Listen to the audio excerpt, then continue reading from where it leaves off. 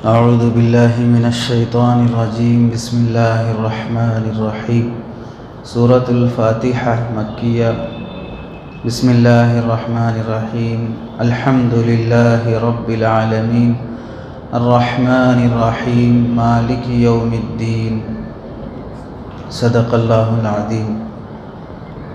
گزشتہ کی نشست میں آپ حضرات کے سامنے یہ بات آئی تھی کہ سورہ فاتحہ کی تفسیر جو شروع ہو رہی ہے اس میں 5 باتیں آپ حضرات کے سامنے عرض کرنی ہے۔ پہلی بات یہ تھی کہ قرآن مجید کے نازل ہونے کی ترتیب الگ ہے، قرآن مجید کے لکھے جانے کی ترتیب الگ ہے۔ اسے بتائے تھے ترتیب نزولی، ترتیب وضعی۔ وضع مانے رکھنا، لکھنا، تو نازل ہونے کا انداز الگ ہے، لکھے جانے کا انداز الگ ہے، دونوں اللہ ہی کی طرف سے ہیں۔ دوسری بات گزشتہ سبق میں یہ بھی آئی تھی کہ سورہ فاتحہ کے نام کیا کیا ہیں۔ تقریباً 8 نام کے قریب اس وقت ذکر کیے گئے تھے۔ تیسری بات سورہ فاتحہ کے فضائل کے بارے میں کہ سورہ فاتحہ کی فضیلت کیا تھی، اسے گزشتہ بیان کیا گیا۔ 2 باتیں رہ گئی تھی۔ ایک بات تھی سورہ فاتحہ کی تفسیر، دوسری بات ہے سورہ فاتحہ کے احکام و مسائل کہ اس سورت کے تحت میں کیا کیا مسئلے ہمیں معلوم ہوتے ہیں۔ تو آج کی اس نشست میں سورہ فاتحہ کی تفسیر میں سے 3 آیتوں کی تفسیر آپ حضرات کے سامنے بیان کی جائے گی۔ سورہ فاتحہ کی تفسیر میں سے 3 آیتوں کی تفسیر آپ حضرات کے سامنے بیان کی جائے گی۔ بقیہ 4 آیتوں کی تفسیر اگلی نشست میں، پھر اس کے بعد سورہ فاتحہ کے مسائل، اس سورت کے بارے میں کیا کیا مسئلے ہیں اور اس سورت سے کیا کیا مسائل ہم کو معلوم ہوتے ہیں۔ درمیان میں سمجھانے کے لیے 1-2 مسئلے بھی آپ حضرات کے سامنے ذکر کیے جائیں گے۔ پہلی بات آج کی اس نشست میں جو عرض کرنی ہے، سورۃ الفاتحہ مکیہ۔ یہاں لکھا ہے سورہ فاتحہ مکیہ، یعنی مکی سورت ہے، اور سورہ فاتحہ یا کوئی دوسرا سورہ مکی ہونا یا مدنی ہونا، اس کی وضاحت عرض کی جا چکی تھی کہ جو سورہ حضور پاک صلی اللہ علیہ وسلم کے مکے سے مدینہ ہجرت کرنے کے بعد نازل ہوا، ہجرت کے بعد جو نازل ہوا وہ مدنی ہے، ہجرت سے پہلے جو نازل ہوا وہ مکی ہے۔ حضور صلی اللہ علیہ وسلم کے زندگی کے 2 دور ہیں، ایک دور مکے میں گزرا، ایک دور مدینے میں گزرا۔ 2 دور کے بیچ میں ہجرت ہے، مکہ چھوڑ کر مدینہ آنا۔ یہ مکہ چھوڑ کر مدینہ آنا جو ہجرت ہے، اس ہجرت سے پہلے جو صورتیں نازل ہوئیں وہ مکی ہیں، ہجرت کے بعد جو نازل ہوئیں وہ مدنی ہیں۔ یہ ضابطہ ہے۔ اب کبھی ایسا بھی ہو سکتا ہجرت کے بعد، مدینہ آ جانے کے بعد عمرہ کرنے کے لیے مکہ گئے، وہاں مکہ مکرمہ میں آیتیں نازل ہو رہی ہیں، پھر بھی وہ آیتیں مدنی ہیں۔ ہجرت کرنے کے بعد مکہ گئے عمرہ کرنے کے لیے اور وہاں آیتیں نازل ہو رہی ہیں، پھر بھی وہ آیتیں جو مکے میں نازل ہو رہی ہیں مدنی کہلائیں گی، کیونکہ ہجرت کے بعد نازل ہو رہی ہیں۔ اور کبھی ایسا ہوا کہ مدینے کے قریب ہیں لیکن ہجرت سے پہلے نازل ہو رہی ہے تو وہ مکی ہیں، اگرچہ کہ مدینے کے قریب نازل ہو رہی ہیں۔ تو ضابطہ یہ ہے کہ جو سورہ ہجرت کے بعد نازل ہو وہ مدنی ہے، جو ہجرت سے پہلے نازل ہو وہ مکی ہے۔ دوسری بات بسم اللہ الرحمن الرحیم، یہ جو آیت ہے بسم اللہ کی، یہ سورہ فاتحہ کہ آیتوں میں سے ایک آیت ہے یا یہ مستقل آیت ہے۔ سورہ فاتحہ میں یہاں لکھا ہے 7 نمبر جہاں سورت ختم ہوتا ہے۔ سورہ فاتحہ میں کل 7 آیتیں ہیں۔ یہ جو بسم اللہ الرحمن الرحیم ہے یہ سورہ فاتحہ کی سورت کا حصہ ہے یا نہیں ہے؟ اس میں امام ابو حنیفہ رحمۃ اللہ علیہ کا مسلک یہ ہے کہ بسم اللہ الرحمن الرحیم سورہ فاتحہ کا حصہ نہیں ہے، بلکہ ہر سورت کے ابتدا کے لیے اور ایک سورے سے دوسرے سورے کے درمیان میں فرق بتانے کے لیے کہ یہاں سے یہاں تک یہ سورہ ختم ہو گیا، اس کے بعد دوسرا شروع ہو رہا ہے، یہ بتانے کے لیے بیچ میں بسم اللہ الرحمن الرحیم ہے۔ بسم اللہ الرحمن الرحیم قرآن کا حصہ ہے، ہر سورے کا حصہ نہیں ہے، سورہ فاتحہ کا حصہ نہیں ہے۔ ہر سورے کے درمیان میں فصل کو جدائیگی کو بتانے کے لیے بسم اللہ الرحمن الرحیم ہے۔ تیسری بات، الحمدللہ رب العالمین قرآن مجید کی پہلی آیت، پہلے سورے کی پہلی آیت، قرآن مجید کے پہلے سورے کی پہلی آیت الحمدللہ رب العالمین۔ اب اس میں 3 باتیں ہمیں سمجھنا ہیں اس آیت میں۔ پہلا ہے الحمد، پہلا ہے الحمد، دوسرا لفظ ہے للہ، تیسرا لفظ ہے ربی، چوتھا لفظ ہے العالمین۔ پہلی آیت میں 4 الفاظ ہیں، الحمد للہ رب العالمین۔ اس میں ہم 3 باتیں سمجھیں گے۔ پہلا الحمد، حمد کے معنی کیا ہیں، حمد کسے کہتے ہیں؟ دوسرا لفظ ہے للہ، اللہ کسے کہتے ہیں، اللہ کی ذات کیا ہے، اسے ہم بسم اللہ کی تشریح میں بتا دیے تھے۔ اللہ کی ذات کے بارے میں پوری تفصیل بسم اللہ الرحمن الرحیم میں بتا دی گئی تھی، تو اس واسطے یہاں پر اللہ کی ذات کی، اللہ کے لفظ کی تشریح کے بارے میں نہیں آئے گا۔ تو دوسرا رہے گا ربی، رب کسے کہتے ہیں۔ تیسرا رہے گا العالمین، عالمین کا مطلب کیا ہے۔ یہ پہلی آیت میں 3 باتیں سمجھیں گے۔ تو پہلی آیت میں پہلی بات الحمدللہ رب العالمین میں الحمد، حمد کسے کہتے ہیں؟ حمد کہتے ہیں تعریف کرنا، خوبی بیان کرنا، کسی کی اچھائی کو دیکھ کر اسے اچھا ہے بولنا، یہ ہے حمد۔ اور سمجھانے کے لیے بول سکتے ہیں حمد کہتے ہیں هو الثناء الجمیل، وہ کسی کی خوبی کو بیان کرنا، اس کی اچھائی کو بیان کرنا، باللسان، زبان کے ذریعے سے، علی نعمت وغیرہا، نعمت کے مقابلے میں ہو یا غیر نعمت کے مقابلے میں ہو، یعنی سامنے والے کی اچھائی کو دیکھ کر زبان سے بڑائی بیان کرنا، اس کی تعریف کرنا، وہ اچھائی ہمارے لیے نعمت ہو یا نعمت نہ ہو۔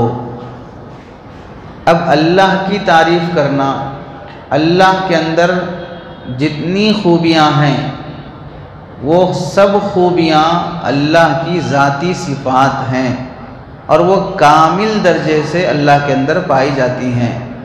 رحم کرنا، کسی کو روزی دینا، کسی کو اولاد دینا، کسی کو علم دینا، معاف کر دینا، جو جو اچھائی بول سکتے ہیں، خوبصورت ہونا، تو خوبصورتی کا اعلیٰ درجہ، سب سے بڑا خوبصورت اگر کوئی ہے تو اللہ کی ذات ہے، سب سے بڑا مہربان اگر کوئی ہے تو اللہ کی ذات ہے، سب سے زیادہ رحم کرنے والا کوئی ہے تو اللہ کی ذات ہے۔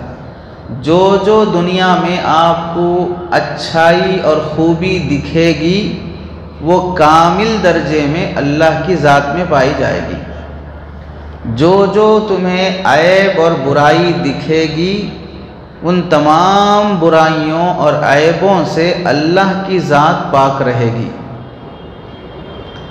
اب اللہ کی ذات میں جو جو خوبیاں ہیں ان خوبیوں کی تعریف زبان سے بیان کرنا، اسے کہتے ہیں حمد۔ اب یوں سمجھیے، مثال کے طور پر تاج محل کو دیکھ کر کوئی آدمی تعریف کر رہا ہے، کیا بہترین بنایا ہے۔ چار مینار کو دیکھ کر کوئی آدمی تعریف کر رہا ہے، کیا بہترین تعمیر ہے۔ نئی نئی بائک، کار، موبائل، کپڑے دنیا میں ایجاد ہوتے آ رہے ہیں۔ فلائٹ کو دیکھ کر کوئی تعریف کر رہا ہے، جوتے چپل کو دیکھ کے کوئی تعریف کر رہا ہے، آپ کی گھڑی چشمے کو دیکھ کر کوئی تعریف کر رہا ہے۔ آپ مثال کے طور پر کوئی کرتا، کوئی ڈریس اچھا سی دیے، اس پر آپ کی تعریف کر رہا ہے۔ آپ بہترین کھانا بنا دیے، اس پر کوئی آپ کی تعریف کر رہا ہے۔ آپ بہترین پینٹنگ کیے، اس پر کوئی آپ کی تعریف کر رہا ہے۔ کوئی بھی آپ دنیا میں اچھا کام کیے، اس پر کوئی اگر آپ کی تعریف بیان کر رہا ہے، حقیقت میں وہ آپ کی تعریف بیان نہیں کر رہا ہے، بلکہ وہ اللہ کی تعریف کر رہا ہے۔ ہم میں سے کوئی بھی شخص حقیقت میں تعریف کا مستحق نہیں ہے۔ مثال کے طور پر میں اگر کوئی اچھی کتاب لکھ دیا، اس میں میرا کمال نہیں ہے۔ لکھنے کے لیے ٹائم دینے والی ذات اللہ کی، لکھنے کے لیے کاغذ قلم اللہ نے دیا، لکھنے کے لیے دماغ اللہ نے دیا، لکھنے کی ٹاپک اللہ نے ڈالی، لکھنے کی توفیق اللہ نے دی۔ یہ ہاتھ اللہ کا دیا ہوا، چلنے کی طاقت، ہاتھ قلم چلنا، یہ اللہ نے دی ہے۔ ان میں سے کون سی چیز آپ کی ہے؟ نہ ٹائم آپ کا ہے، نہ یہ ہاتھ آپ کا ہے، نہ قلم آپ کا ہے، نہ کاغذ آپ کا ہے، نہ دماغ میں جو باتیں ڈال رہے ہیں نہ یہ آپ کی ہیں، اللہ ڈالا تو آپ لکھے ہیں۔ ایسے ہی آپ بہترین بریانی بنا رہے ہیں، چاول اللہ پیدا کیے، پانی اللہ پیدا کیے، اس میں ڈالے جانے والا مسالہ اللہ پیدا کیے، اور آپ کو اس کے بعد یہ ڈالنا، یہ اتنا ابالنا، یہ اتنا گرم کرنا، اس کے بعد ہلانا، اس کے بعد نمک ڈالنا، یہ سب چیزوں کی سمجھ بوجھ اللہ نے دی ہے۔ تو کون سی چیز آپ کی ہے کہ اس پر آپ کی تعریف کی جائے؟ تو دنیا میں کوئی بھی انسان کسی کپڑے کی، کسی کاریگری کی، کسی بھی چیز کو دیکھ کر اس کی تعریف کر رہا ہے، تو حقیقت میں وہ اس کی تعریف نہیں ہے، بلکہ حقیقت میں وہ اللہ کی تعریف کر رہا ہے۔ اور حقیقت میں تعریف کا حقدار صرف اللہ ہے، بندہ تعریف کا حقدار نہیں ہے، کیونکہ بندے کا کوئی بھی کام اس کا اپنا نہیں ہے، بندے کی کوئی بھی چیز اس کی اپنی نہیں ہے، سب اللہ کی دی ہوئی ہے۔ تو تعریف جو ہوگی وہ صرف اور صرف اللہ کی ہوگی۔ اب اگر کوئی ہماری تعریف کر رہا ہے تو اسے دیکھ کر آدمی پھولنا نہیں چاہیے کہ میں بہت بڑا بن گیا، میں بہت اچھا بن گیا۔ کوئی ہماری منہ پر تعریف کر دے، اب ہم خوش ہو کر تکبر غرور میں مبتلا ہو گئے، تو یہ ہمارا دھوکہ ہے۔ کیونکہ جب یہ بات معلوم ہو گئی کہ بھئی آپ کے اندر تعریف کی کوئی بات نہیں ہے، آپ کچھ بھی اچھا کر لو، تعریف اگر ہو بھی رہی ہے تو وہ آپ کی نہیں ہو رہی، اللہ کی ہو رہی ہے۔ جب اللہ کی تعریف ہو رہی ہے تو آپ کیوں خوش ہو رہے ہیں؟ اس میں آپ کا حیض کیا خوش ہونے کے لیے؟ اس میں آپ کا ہی کیا تکبر غرور کرنے کے لیے؟ اس واسطے کبھی بھی کسی بندے کی تعریف کی جائے تو فوراً دل میں وہ یہ کہنا چاہیے، اے اللہ میں تعریف کا حقدار نہیں ہوں، یہ جو کچھ بھی تعریف کر رہا ہے تیری تعریف کر رہا ہے۔ اور جس بندے کو اپنے دل پر اطمینان نہیں ہے کہ کوئی میرے منہ پر تعریف کرے گا تو میں بگڑ جاؤں گا، پھول جاؤں گا، تکبر غرور میں مبتلا ہو جاؤں گا، تو ایسے بندے کے سامنے اس کے اچھے کام کی تعریف کرنا نہیں چاہیے، کیونکہ تعریف کر کے اس کے دل کو بگاڑ رہے ہیں آپ۔ اسی لیے اللہ کے نبی علیہ السلام نے منہ پر تعریف کرنے سے منع کیا کہ اس سے بعض مرتبہ بندے کی نیت اور دل بگڑ جاتا ہے۔ اور اگر آپ طاقت رکھتے ہیں تو تعریف کرنے والے کو منع کر دینا چاہیے کہ بھائی میری تعریف مت کیجیے، آپ میرے بارے میں مت بولیے۔ آپ اگر منع کر سکتے ہیں تو منع کر دینا چاہیے۔ تیسرا درجہ ہے، اگر آپ کو اپنے دل پر قابو ہے، کوئی آپ کے سامنے تعریف کرو نہیں کرو آپ کو فرق نہیں پڑتا، تو پھر کوئی کر رہا ہے تو منع کرنے کی ضرورت نہیں ہے۔ اس موقع پر سوچ لینا چاہیے کہ میری تعریف نہیں ہو رہی ہے بلکہ اللہ کی تعریف ہو رہی ہے۔ تو یہ بات معلوم ہو گئی، تعریف جو کچھ بھی دنیا میں ہو رہی ہے وہ صرف اور صرف اللہ کی ہو رہی ہے، اور تعریف زبان سے ہوتی ہے، اور تعریف نعمت اور غیر نعمت سب کے مقابلے میں ہوتی ہے۔ مثال کے طور پر ہم کھانا کھانے کے بعد بولتے ہیں الحمدللہ، تمام تعریفیں اللہ کے لیے ہیں، اس نے ہمیں روزی دی۔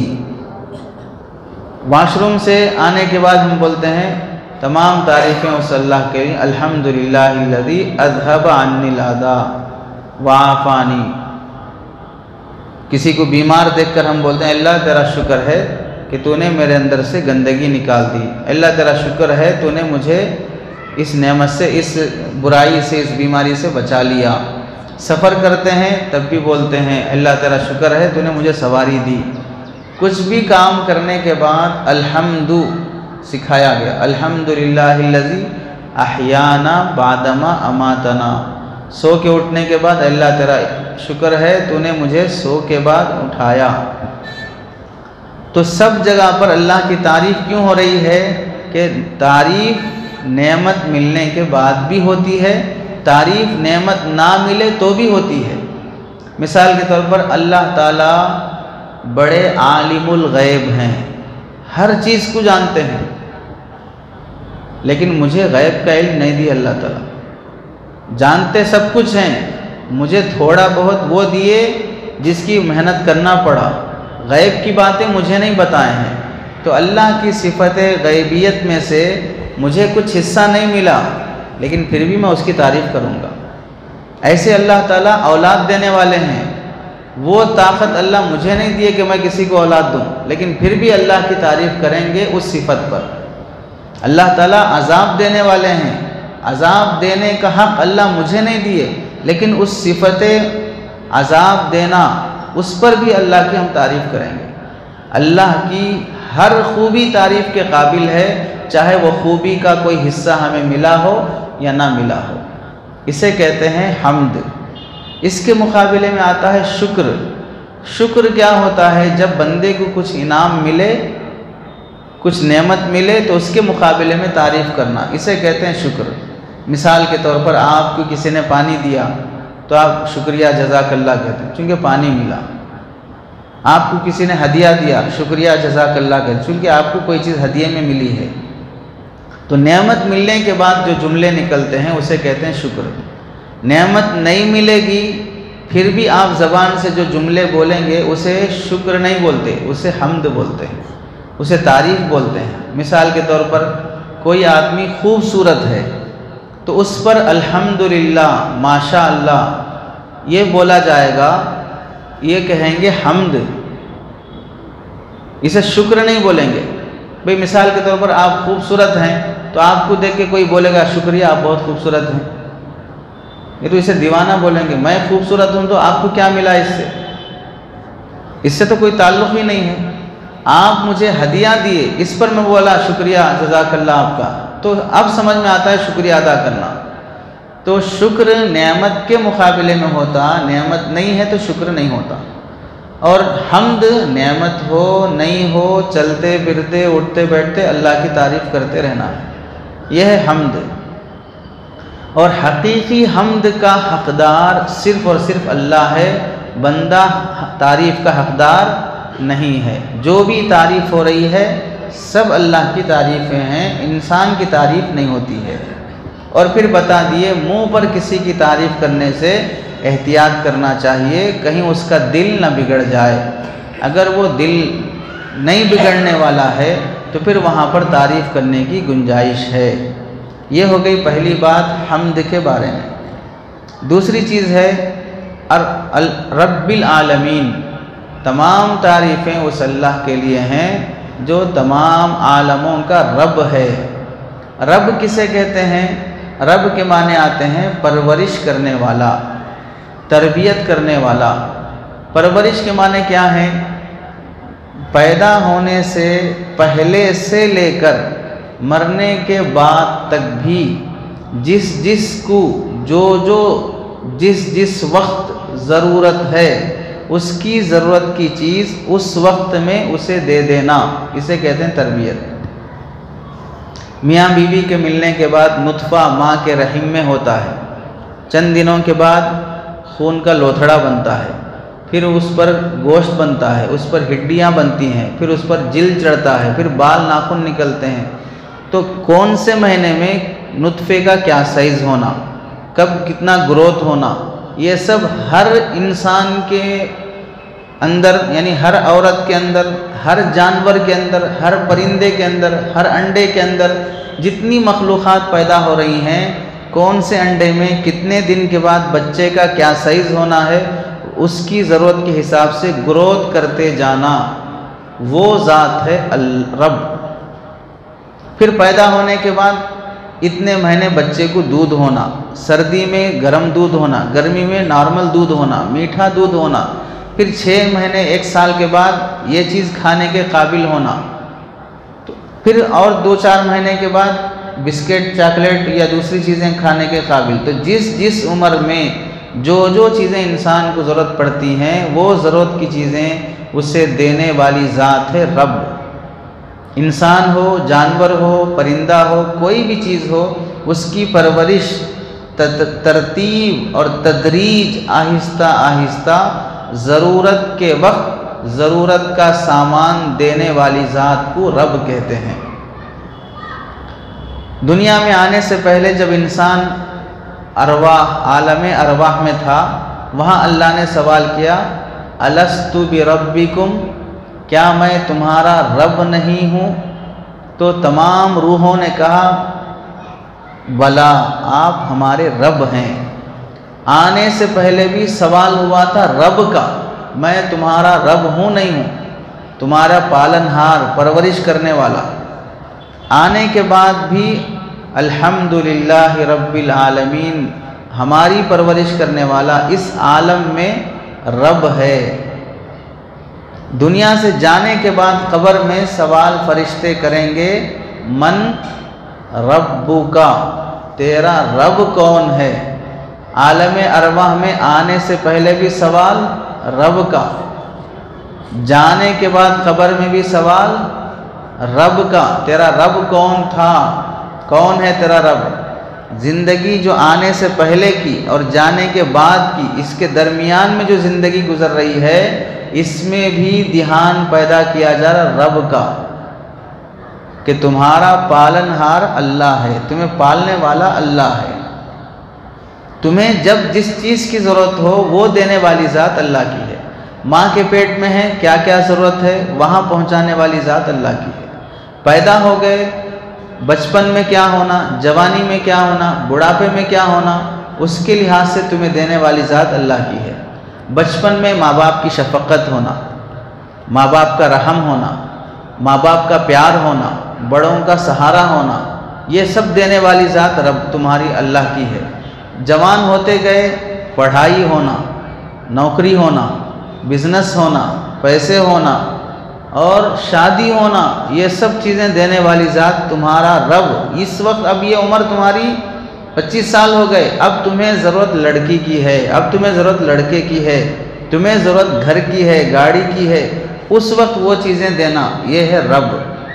اب بوڑھے ہوتے جا رہے ہیں، اب تمہیں اولاد ایسی ہونا جو تمہارا سہارا بن سکے، اب تمہارا انکم ایسا ہونا جو تم بیٹھ کے کھا سکیں، اس وقت یہ چیزیں مہیا کرنے والی ذات تمہارے رب کی ہے۔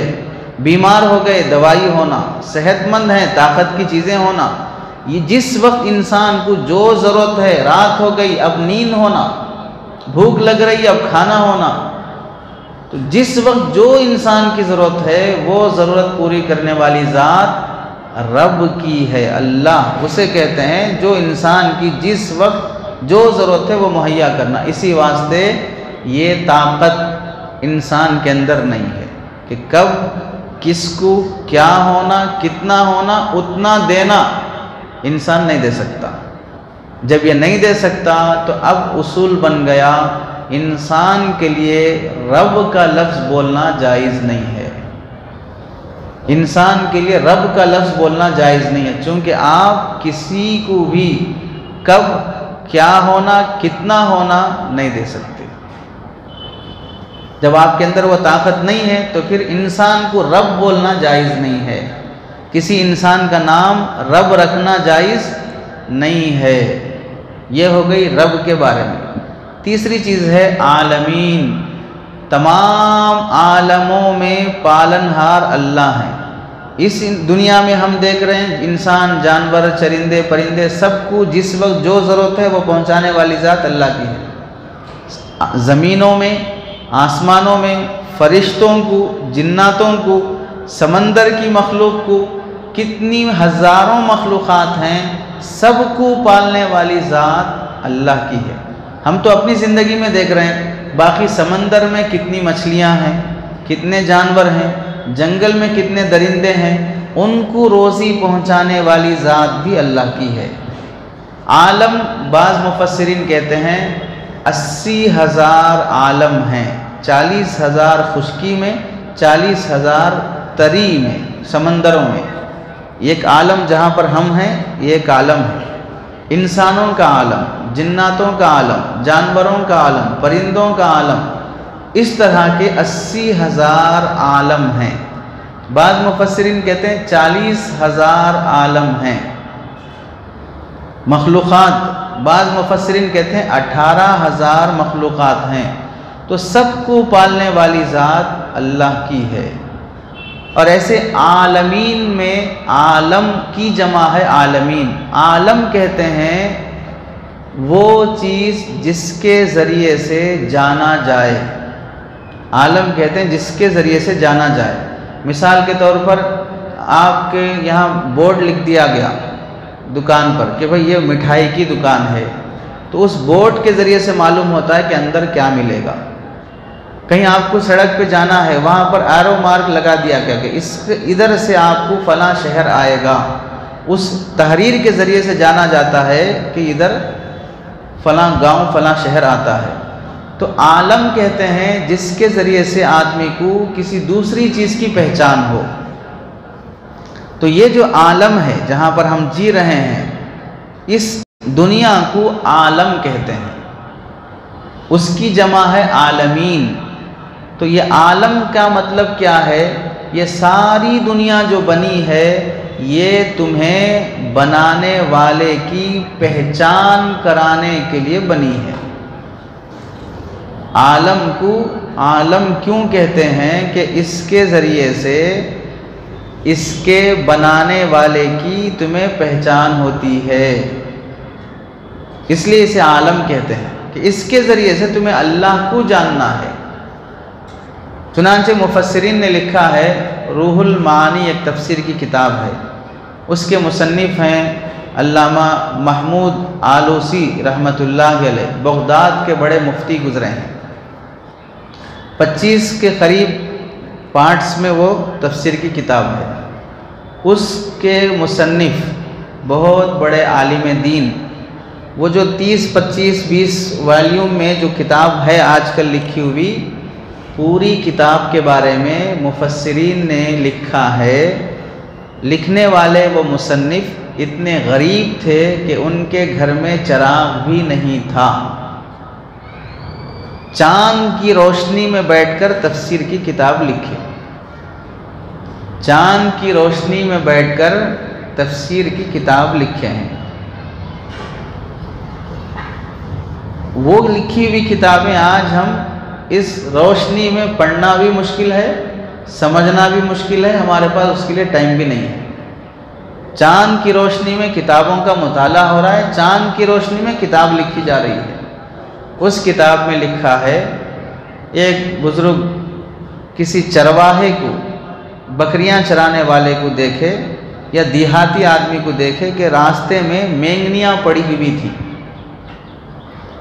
ان پڑی ہوئی گوبر کی مینگنیوں کو دیکھ کر اس دیہاتی گاؤں والے کی زبان سے نکلا البعرۃ تدل علی البعیر، مینگنیاں دیکھ کر پتہ چلتا ہے کہ یہاں سے کوئی جانور گزرا ہے۔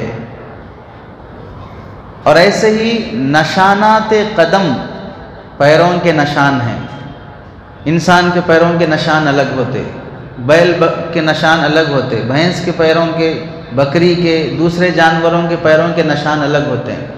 نشانات قدم سے پتہ چلتا ہے کوئی یہاں سے گزرا ہے، مینگنیوں سے پتہ چلتا ہے کوئی جانور یہاں سے گزرا ہے۔ پھر مینگنیوں میں گھوڑے کی مینگنیاں الگ ہوتی ہیں، اونٹ کی الگ ہوتی ہیں، بکری کی الگ ہوتی ہیں، جانوروں کی غلاظت بھی الگ الگ ہوتی ہے۔ ان مینگنیوں سے پتہ چلتا ہے کہ یہاں سے کوئی جانور گزرا، نشانات قدم سے پتہ چلتا ہے یہاں سے کوئی انسان گزرا۔ تو جب اس سے گزرنے والے کو دیکھے بغیر تمہیں گزرنے والے کا علم ہو جاتا ہے تو پھر یہ زمین، یہ آسمان، یہ درخت، ان سب سے اس کے بنانے والے کا تمہیں پتہ نہیں چل رہا ہے تو کتنے بڑے بے وقوف ہو۔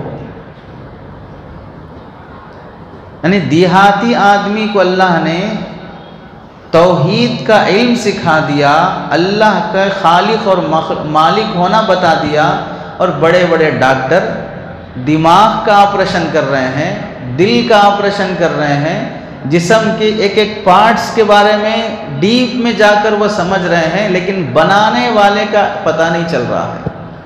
یعنی اس سائنسدان کو، اس ڈاکٹر کو اللہ کا علم انسان کے جسم سے نہیں ہو رہا ہے تو وہ دیہاتی اس سائنسدان اور ڈاکٹر سے 1000 درجے افضل ہے، کیونکہ عالم ہی اس واسطے ہے کہ اس کے بنانے والے کو جانا جائے۔ اب تم ساری چیزیں دیکھ رہے ہو لیکن بنانے والے کا تمہیں پتہ نہیں چل رہا ہے تو تم بڑے بیوقوف ہو۔ عالم بنا ہی اس واسطے ہے کہ اس کے ذریعے سے بنانے والے کو جان سکو۔ تو اللہ تعالیٰ تمام عالموں کے رب ہیں، ہر عالم کی مخلوق کو پالنے والے ہیں۔ تو پہلی آیت کا خلاصہ ہے الحمدللہ رب العالمین، تمام تعریفیں، ہر قسم کی تعریفیں اسی اللہ کے لیے ہیں جو تمام عالموں کے پالنہار ہیں۔ آپ بھی اپنی اولاد کو کھلا کر قابل تعریف نہیں ہیں، کھلانے کی توفیق اللہ نے دی ہے، باپ بننے کی توفیق اللہ نے دی ہے، کھلانے کا پیسہ اللہ نے دیا ہے۔ اس آیت میں بنیادی نقطہ یہ سمجھ لیں، پہلی ہی آیت میں اللہ تعالیٰ نے مخلوق پرستی کی جڑ کاٹ کر خالق پرستی کی پیغام اللہ دے رہے ہیں۔ آپ کچھ بھی کر لو، تعریف آپ کی نہیں، آپ کچھ بھی کر لو، پالنے والے آپ نہیں، اللہ ہے۔ تو پہلی ہی آیت میں پالنہار ہونا اللہ معلوم ہو گیا، پہلی ہی آیت میں اللہ ہی تعریف کے قابل ہونا معلوم ہوا، تو مخلوق تعریف کے قابل نہیں، مخلوق پالنہار نہیں ہو سکتی، یہ خود محتاج ہے، یہ کسی اور کو پال نہیں سکتی ہے۔ تو جب خالق اللہ ہیں تو پھر انسان کی کس قدر بے وقوفی ہے۔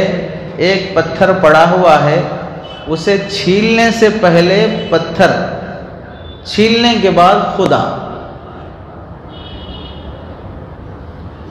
تراشنے سے پہلے معمولی پتھر ہے، تراشنے کے بعد خدا، یعنی کتنا آسان بن گیا انسان کا بے وقوف بننا کہ تراشو تو خدا ہے، نہ تراشو تو پتھر ہے۔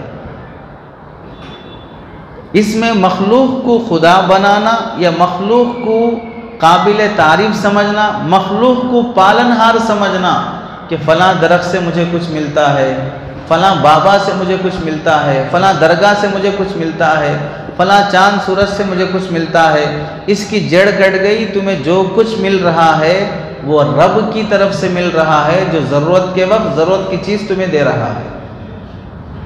تو پہلا نقطہ اس میں یہی معلوم ہوا کہ اللہ اس آیت میں مخلوق پرستی کی جڑ ختم کر کے خالق پرستی کا پیغام دے رہے ہیں۔ دوسری آیت ہے الرحمن الرحیم، اس کی تشریح ہم نے بسم اللہ الرحمن الرحیم میں کر دی تھی۔ مختصراً یہ ہے، رحمان ایک لفظ ہے، رحیم دوسرا لفظ ہے۔ رحمان کہتے ہیں جس کی رحمت سب کو شامل ہو، رحیم کہتے ہیں جس کی پوری رحمت کسی کو ملے۔ رحمان اسے ہم اور آسانی سے سمجھ لیں، رحمان کہتے ہیں عام الرحمہ، جس کی رحمت سب کے لیے عام ہو۔ رحیم کہتے ہیں جس کی رحمت پوری کامل مکمل کسی کو ملے۔ تو ایسی چیز، ایسا رحم کہ سب کو ملے، وہ صرف اللہ کے اندر ہے، انسان کے اندر نہیں ہے۔ اسے مثال سے سمجھ لیں، آپ کے پاس مثلاً 10 کروڑ روپے پیسے ہیں، سمجھنے کے لیے 10 کروڑ روپے آپ کے پاس پیسے ہیں۔ یہ 10 کروڑ روپے آپ پورے انسانوں کو نہیں دے سکتے، پورے انسانوں کو آپ نہیں دے سکتے، لیکن یہ 10 کروڑ روپے آپ اپنے ایک بیٹے کو پورے اٹھا کے دے سکتے ہیں۔ سب کو نہیں دے سکتے، ایک کو دے سکتے ہیں، پورے کے پورے دے سکتے ہیں۔ تو سب کو دینا یہ رحمان کی صفت ہے۔ کسی ایک کو پورا دے دینا وہ انسان بھی کر سکتا ہے۔ تو رحمان سب کو رحم کرنا یہ صرف اللہ کر سکتے ہیں، اس واسطے انسان کو رحمان نہیں کہہ سکتے۔ عبد الرحمن نام رہے گا، رحمان کسی کا نام نہیں رہے گا، وہ صرف اللہ ہو سکتے ہیں۔ رحیم ہو سکتا ہے کہ آپ اپنے بیٹے پر پورے مہربان ہو جائیں، بیوی پر پورے مہربان ہو جائیں، ایسا ہو سکتا ہے، لیکن آپ ہر انسان پر مہربان بنیں یہ آپ سے نہیں ہو سکتا، انسان کے اندر یہ صفت نہیں ہے۔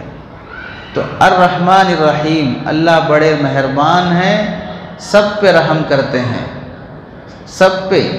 تو انسان دنیا میں مسلمان ہے، کافر ہے، جانور ہے، سب پہ اللہ رحم کرتے ہیں، اور آخرت میں رحم کا مستحق صرف اس کے فرمانبردار بندے ہیں، تو وہاں بخشش اور جنت صرف فرمانبرداروں کو ملے گی، مسلمانوں کو ملے گی، وہاں سب پر رحم نہیں کیا جائے گا، یہاں سب پر رحم کیا جائے گا۔ اس واسطے اللہ دنیا میں رحمان ہے، آخرت میں رحیم ہے۔ اللہ دنیا میں رحمان ہے، سب پہ رحم کریں گے، آخرت میں رحیم ہے، صرف فرمانبرداروں پہ رحم کریں گے، نافرمانوں پہ رحم نہیں کریں گے۔ نافرمان سے مراد کافر، جو اللہ کو نہیں مانتے ہیں، ان پہ رحم نہیں کیا جائے گا۔ کیوں نہیں کیا جائے گا؟ اگر کیا گیا تو پھر فرمانبردار نافرمان کا فرق ختم ہو جائے گا، ظالم اور مظلوم دونوں برابر ہو جاتے ہیں، مار کھانے والا مارنے والا دونوں برابر ہو جاتے ہیں۔ اس واسطے وہاں انصاف کا دن ہے، صرف فرمانبرداروں پہ رحم کیا جائے گا۔ تیسری آیت ہے مالک یوم الدین، یہ آج کی تفسیر کی آخری آیت ہے۔ اللہ تعالیٰ مالک ہیں یوم الدین، بدلے کے دن کے، روز جزا، بدلے کا دن، اس دن کے اللہ مالک ہیں۔ اس آیت میں ہم 2-3 باتیں بتانا ہے۔ پہلی بات یہ بتائیں گے، اللہ لفظ استعمال کر رہے ہیں مالک، مالک یوم الدین، قیامت کا دن، بدلے کا دن، اس دن کے اللہ مالک ہیں۔ اپنے آپ کو اللہ رب العزت مالک کہہ رہے ہیں، فرما رہے ہیں۔ مالک کے علاوہ بدلے کے دن کے جج ہیں، اور جج کو اللہ تعالیٰ عربی میں قاضی کہتے ہیں۔ تو اللہ یہ نہیں بول رہے ہیں قاضی یوم الدین، بدلے کے دن کے اللہ جسٹس ہیں، یہ نہیں بول رہے ہیں۔ قاضی، جج اور مالک دونوں میں فرق ہوتا ہے۔ جج قانون کا پابند رہتا ہے، مالک قانون کا پابند نہیں رہتا۔ جج قانون کا پابند رہتا ہے، مالک قانون کا پابند نہیں رہتا۔ میں کسی چیز کا مالک ہوں، اس کو بھی دیا، اس کو بھی دیا، اس کو دیا، اس کو نہیں دیا، میری مرضی، میں اس کا مالک ہوں۔ جج اس کو انصاف کا فیصلہ کیا، اس کو ناانصافی کا فیصلہ کیا، ایسا نہیں ہوگا۔ آپ قانون کے پابند ہیں، آپ سب کو انصاف کا فیصلہ کرنا ہے۔ تو اللہ بدلے کے دن کے مالک ہیں، جج نہیں ہیں۔ تو کیا فرما رہے ہیں؟ اس دن میری مرضی، اس کو بھی معاف کیا، اس کو بھی معاف کیا، اس کو پکڑا، اس کو چھوڑا، میری مرضی، میں قانون کا پابند نہیں ہوں۔ تو اللہ بدلے کے دن بڑے بڑے گنہگاروں کو معاف کر دیں، اس کی مرضی، ان کے لیے کوئی قانون نہیں ہے۔ وہ قاضی یوم الدین نہیں ہے، وہ مالک یوم الدین ہے۔ تو بڑے بڑے گناہوں کو بھی معاف کر سکتے ہیں، مالک ہوں میں، جو چاہے کر سکتا ہوں۔ چنانچہ حدیث میں آتا ہے بندے کو بلائیں گے، گنائیں گے، فلاں رات میں گناہ کیے تھے، فلاں دن یہ فلم دیکھے تھے، فلاں دن شراب پیے تھے، فلاں دن چوری کیے تھے، ایک ایک گناہ گناتے جائیں گے۔ بندہ گناہوں کو دیکھ کر یقین کر لے گا اب جہنم کے علاوہ کوئی راستہ نہیں ہے۔ اللہ فرمائیں گے کہ میں نے تیرے گناہ بخش دیے، معاف کر دیے۔ اب وہ جو گنائے ہیں اور لمبی فہرست رہتی ان گناہوں کی، بندہ پوچھے گا اللہ وہ فلاں فلاں گناہ بھی ہیں، اتنے معاف کیے ہیں، وہ آگے کے بھی ہیں۔ تو اللہ فرمائیں گے میں نے تیرے گناہ معاف کیے۔ تو جو گناہ معاف کیے ہیں پورے کے پورے گناہ معاف کر دیں گے۔ بندے کو خود تعجب ہوگا کہ میری بخشش کیسے ہو گئی۔ اس بخشش پر وہ بندہ جو خوشی کا اظہار کرے گا، اس خوشی کا اظہار اللہ کے نبی نے حدیث بیان کر کے اس قدر ہنسی اور خوشی نبی کے چہرے سے ظاہر ہوئی، حتیٰ بدت نواجذہ، اللہ کے نبی کے دندان مبارک نظر آنے لگے کہ بندہ اس وقت جو خوش ہوگا اس خوشی کو دیکھ کر نبی خوش ہوتے ہوئے دنیا میں ہنسنے اور خوشی کا اظہار کرنے لگے۔ کہ مالک ہے وہ جس کو چاہے بخش سکتا ہے۔ دوسری چیز، مالک میں اور جج میں فرق۔ جج آپ مثال کے طور پہ خدا نخواستہ کسی کا مرڈر ہو گیا، کیس ہوا، پروف سے ثابت ہو گیا کہ فلاں نے مرڈر کیا ہے، سپریم کورٹ میں گئے، عمر قید کی سزا یا پھانسی کی سزا۔ لیکن جانے سے پہلے کیا کریں گے؟ اپنے کو بچانے کے لیے انسان وکیل رکھتا ہے، لائر رکھتا ہے تاکہ میرا کیس لڑے۔ تو جج کے پاس اپنا قاتل بھی کیس کے لیے اور اپنے کو بچانے کے لیے وکیل ترو جاتا ہے۔ سپریم کورٹ میں مسئلہ حل نہیں ہوا، پھانسی کا فیصلہ ہو گیا، پھر وہ اپنے کو بچانے کے لیے ہائی کورٹ جائے، وہاں بھی مسئلہ حل نہیں ہوا، وہاں سے بھی قتل کا فیصلہ ہوا۔ چونکہ جج پروف کے بعد قانون کا پابند ہوتا ہے، وکیل چاہے کتنے بھی دلائل دے لے، لیکن جب ثابت ہو گیا تو جج کو قانون کے حساب سے فیصلہ کرنا پڑتا ہے، چونکہ وہ جج ہے، قاضی ہے، اپنی مرضی نہیں چلا سکتا۔ کسی کورٹ میں بھی اگر کیس حل نہیں ہوا، آخر میں اگر آپ کے تعلقات بڑے ہیں تو آپ صدر جمہوریہ سے سفارش کرائیں گے، پی ایم سے سفارش کرائیں گے، سی ایم سے سفارش کرائیں گے تاکہ میرے فلاں کی جان بچ جائے۔ چونکہ آپ ان تمام ججوں سے بڑے ہیں، آپ بول دیے تو جج بھی کچھ نہیں کر سکتا، تو وہاں جج کے اوپر جانے کے لیے آپ واسطہ تلاش کریں گے کسی تعلقات والے کا، کسی سفارش والے کا، تاکہ وہ سفارش کر دے اور یہ جو میرا پھانسی کا فیصلہ ہے وہ منسوخ ہو جائے، واپس لے لیں۔ اب یہاں فرق سمجھیں، جب تمہارا فیصلہ کرنے والا جج ہو تو اپنی جان بچانے کے لیے وکیل لانا پڑتا ہے۔ جب تمہارا فیصلہ کرنے والا جج سے اوپر کوئی مالک کی حیثیت کا ہو، وہاں آپ کو اپنی جان بچانے کے لیے وکیل نہیں، سفارش کو لے جانا پڑتا ہے، وہاں سفارش تلاش کرنا پڑتا ہے، وہاں وکیل کو نہیں لے جائیں گے آپ، بلکہ سی ایم کا، پی ایم کا کوئی داماد ہے، کوئی دوست ہے، کوئی پارٹنر ہے، کوئی رائٹ ہینڈ ہے، اسے آپ لے جائیں گے کہ بھئی تھوڑا سفارش کر دیں۔ تو جج کے پاس وکیل کے واسطے سے جانا پڑتا ہے، اور جب مالک کی حیثیت کا کوئی آدمی ہو تو وہاں سفارش لے جانا پڑتا ہے۔ اللہ فرماتے ہیں میں قیامت کے دن کا مالک ہوں، اور وہاں کسی کا کیس حل ہونا ہے تو وکیل نہیں چلے گا، سفارش چلے گی، اور یہ سفارش کو ہی کہتے ہیں شفاعت، اور یہ شفاعت کا حق اللہ کے نبی کو دیا گیا ہے، اور شفاعت کا حق اللہ کے نبی کو دیا گیا ہے کہ اگر کسی کا کیس حل نہیں ہو رہا ہے تو نبی کے پاس آؤ، شفاعت نبی کرے گا تو کیس حل ہو جائے گا۔ صرف انسانوں کا نہیں، قوموں کی سفارش کا حق بھی، یعنی قوموں کا مسئلہ بھی نبی سفارش کر دے تو مسئلہ حل ہو جائے گا۔ چنانچہ حدیث پاک میں آتا ہے، اللہ کے نبی فرماتے ہیں قیامت میں 3 لوگوں کو اللہ سفارش کا حق دیں گے، انبیاء ثم الشہداء ثم العلماء۔ اللہ انبیاء کو سفارش کا حق دیں گے، پھر شہداء کو سفارش کا حق دیں گے، پھر علماء کو اللہ سفارش کا حق دیں گے، حافظ قرآن کو سفارش کا حق دیں گے۔ یہ لوگ اپنی خاندانوں کے بارے میں سفارش کریں گے، ان کی سفارش پر اللہ تعالیٰ مجرموں کے جرم کو معاف کر دیں گے۔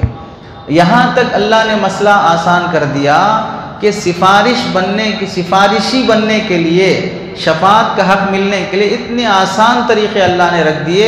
حدیث پاک میں آتا ہے ایک بندہ جہنم میں جا رہا ہے، ایک بندہ جنت میں جا رہا ہے، جنتی اس جہنمی کو دیکھ کر پہچان لے گا، وہ جہنمی کو آ کر کہے گا اما تعریفنی، تم مجھے نہیں پہچانتے؟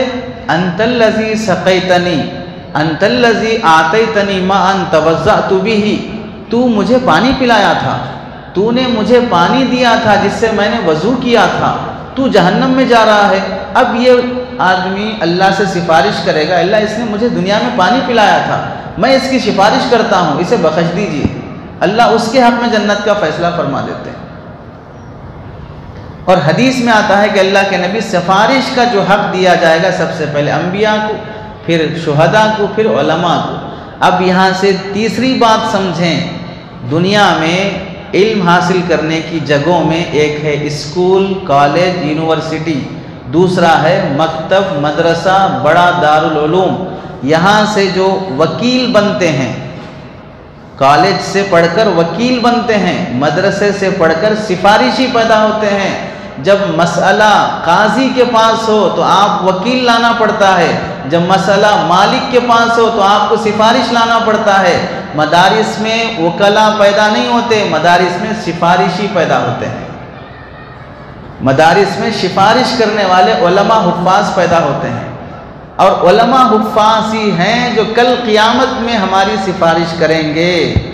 وہاں کوئی وکیل کام نہیں آئے گا، کیونکہ مسئلہ جج کے ہاتھ میں نہیں ہے، مسئلہ مالک کے ہاتھ میں ہے، اور مالک کے جب ہاتھ میں مسئلہ ہو تو وکیل نہیں چلے گا، سفارش کرنے والا چلے گا۔ اور سفارش کرنے کی محنت اور اس کی جو ان کو بنانے کا جو کام ہوتا ہے وہ مدارس میں ہوتا ہے۔ جب ہمارا کیس حل کرنے والا کوئی وکیل ہو، وہ ہمارا کیس حل کر دے، اور دنیا کا کیس، ٹیمپروری کیس حل کر دے تو ہم پیسے لٹانے تیار، اس کی عظمت اور قدر کرنے ہم تیار۔ اور مسئلہ جب آخرت کا ہے، ہمیشہ کی جنت و جہنم کا ہے، اس مشکل کو حل کرنے والا کوئی عالم حافظ ہو تو ہمیں اس پر کتنا لٹانا چاہیے، اس کی قدر اور اس کا احترام کتنا ہونا چاہیے۔ تو اس سے خود پتہ چلا کہ مدارس اور مدارس کے علماء اور حفاظ کا احترام اور ان کی قدر اور ان کی حفاظت ہماری ذمہ داری ہے، تاکہ کل مالک کے سامنے جب کیس آئے تو یہ سفارشی بن سکیں۔ جب کل قیامت میں ہمارا مسئلہ مشکل ہو تو یہ ہماری شفاعت کر سکیں۔ یہ پتہ چلا لفظ مالک سے۔ اب آگے ہے یوم الدین، انشاءاللہ اگلی نشست میں اس کے بارے میں بیان کریں گے۔ اللہ تعالی ہم سب کو عمل کی توفیق نصیب فرمائے۔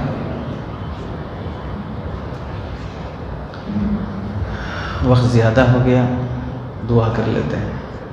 الحمدللہ رب العالمین، اللہم صلی علی سیدنا محمد وعلی آل سیدنا محمد وبارک وسلم۔ ربنا ظلمنا انفسنا وان لم تغفر لنا وترحمنا لنکونن من الخاسرین۔ ربنا آتنا فی الدنیا حسنۃ وفی الآخرۃ حسنۃ وقنا عذاب النار۔ اے کریم اللہ، آج کے سبق سے ہمیں خوب فائدہ نصیب فرما، تیری بارگاہ میں ہمیں سفارشی کا حق نصیب فرما، تیرے نبی کے صدقے ہمیں جنت نصیب فرما۔ اے اللہ، تیری عدالت میں ہمارے ہر کیس کو آسان اور حل فرما، دنیا کے مسائل کو بھی حل فرما، آخرت کے مسائل کو بھی حل فرما۔ اے اللہ، درس قرآن کی برکت سے ہماری مشکلوں کو، پریشانیوں کو ختم فرما، ہمیں علم پر عمل، تقوی و طہارت نصیب فرما۔ علماء مدارس کی قدر ہمیں نصیب فرما، اپنے بچوں کی آخرت کی اور ان کی علمی تربیت کی، دینی تربیت کی ہمیں فکر نصیب فرما۔ ان تمام ساتھیوں کے بیٹھنے کو سننے کو بے حد قبول فرما، ہماری دعاؤں کو اپنے فضل و کرم سے قبول فرما۔ جزا اللہ عنا محمد و اہلہ صلی اللہ علیہ وسلم برحمتک یا ارحم الراحمین والحمد للہ۔